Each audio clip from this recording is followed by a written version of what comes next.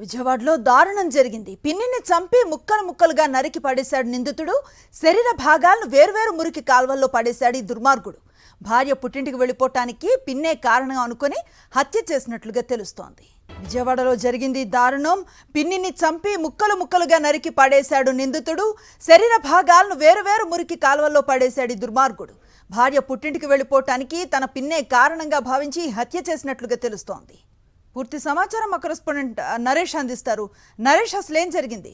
సినిమాపక్కిలో ఈ దారుణమైన ఘటన చోటు చేసుకుంది. ఇది విజయవాడ నగరంలోని భవానీపురం పోలీస్ స్టేషన్ పరిధిలో చోటు చేసుకుంది. అయితే ఈ ఘటన చాలా ఆలస్యంగా వెలుగు చూసింది. పోలీసులు చాలా నెమ్మదిగా ఇన్వెస్టిగేషన్ చేశారని కూడా బాధితులు ఆరోపిస్తున్న పరిస్థితి నెలకొంది. అయితే వరుసకు పిన్ని అయిన మహిళను అత్యంత దారుణంగా హతమార్చి ఆమె శరీర భాగాలను విడివిడిగా గోను సంచి పెట్టి మురికి కాలంలో వేసిన ఘటన అయితే చోటు చేసుకుంది. పూర్తిగా కూడా ఈ ఘటనతోటి విజయవాడ నగరం ఒక్కసారిగా ఉలిక్కిపడిందని చెప్పుకోవచ్చు. అయితే ఈ ఘటనకు సంబంధించి ఇప్పటి వరకు ఇద్దరు నిందితులను అదుపులో తీసుకొని విచారిస్తున్నారు పోలీసులు.